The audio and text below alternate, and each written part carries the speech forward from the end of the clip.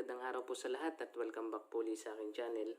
So sa video po natin ngayon ay wala po munang tutorial. Pero related pa rin naman po siya sa paggagawa ng incubator.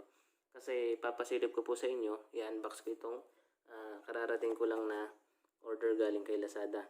Ito po yung CL7850A made by Lilytech. Version 2 po ito. Nabili ko po ito sa halagang 3,082. Dalawa po siya. At yung packaging niya, okay naman po. Naka-bubble wrap siya. At safe naman po nakarating. Ito po kasi yung mini version ng Lilytech. Mini version siya ng XM18.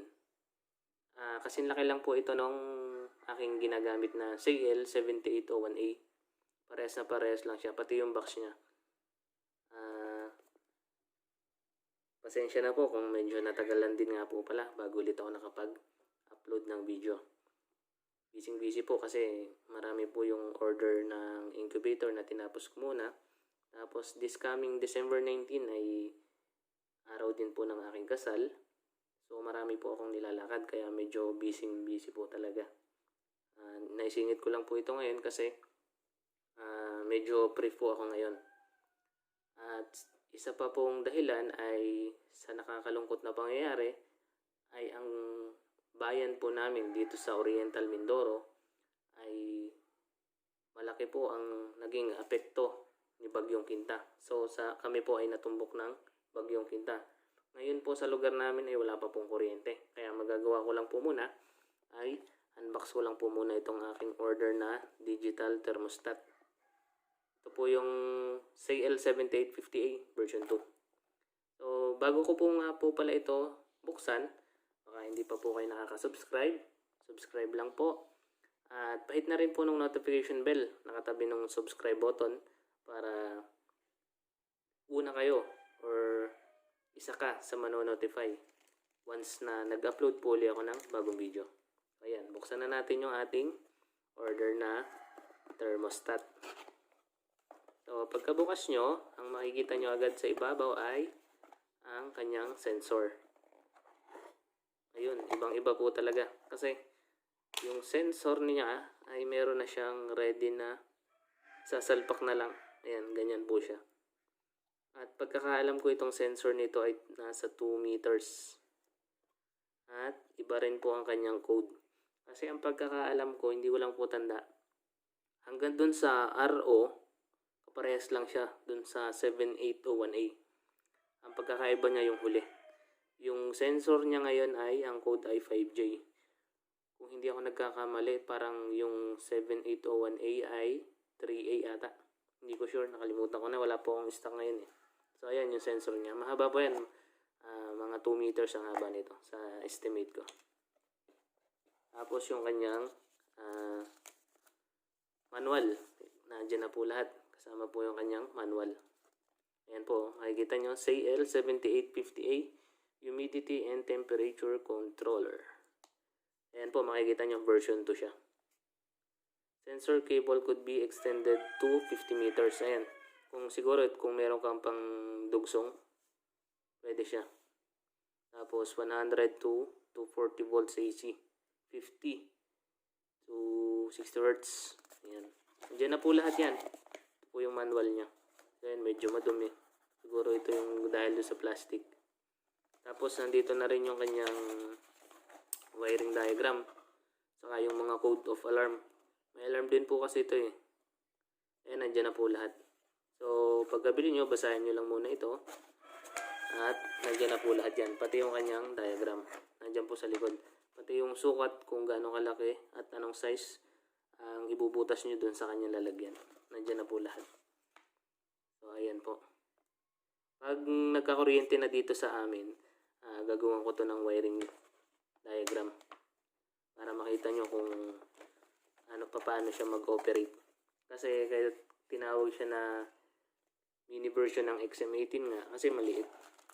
Hindi mo na kasi kailangan dito ng toggle switch para sa manual mode para ma-center mo yung egg turner. So, ayan, naka-plastic siya. Ayun, kaya pala version 2. Medyo mabigat siya. Parang, hindi Hindi ko pa malaman kung ano bang sa original pagkakaiba. Yung version 1 niya kasi, yung sensor niya, 4 ang wire. Tapos, may color code siya. Isasalpak mo sa ganito. 4 na wire. Tapos, basta kapares siya nung 7801A na ginagamit ko. Yung version 1 itong 7850. Tapos, ang ito, ayun yun.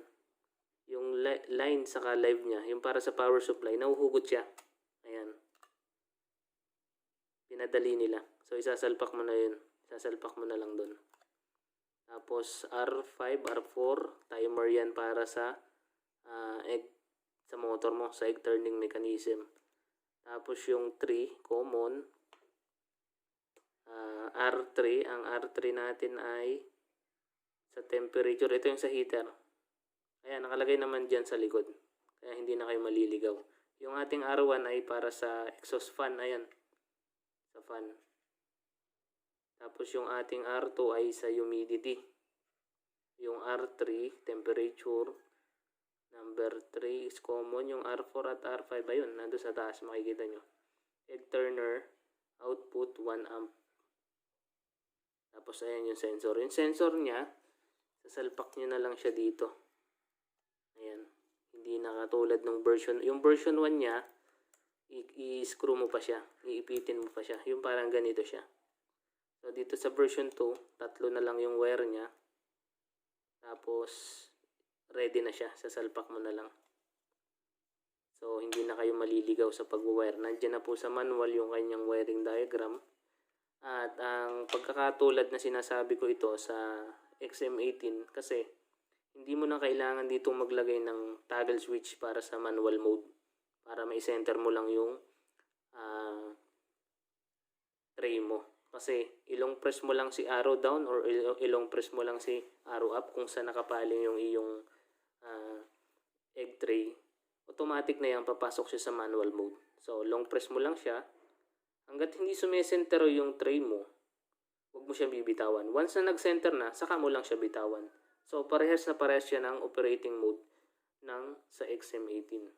So, hindi ko pa mapapakita sa inyo yung kailangang nakaprogram dito kasi wala ngang kuryente ngayon dito sa amin. So, ngayon, ito lang muna yung aking mapapakita sa inyo. So, ayan. Basta naman nagkakuryente, gagawan ko to ng diagram para sa inyo. So, ayan. Hanggang dito lang muna po yung ating video. At maraming salamat po dun sa sumusuporta sa akin at sa aking mga subscribers at ganoon na rin po sa mga viewers kung saan man po nakakabot yung aking video. Maraming salamat po sa inyo. God bless po sa inyong lahat at maraming salamat po. Ingat po tayong lahat.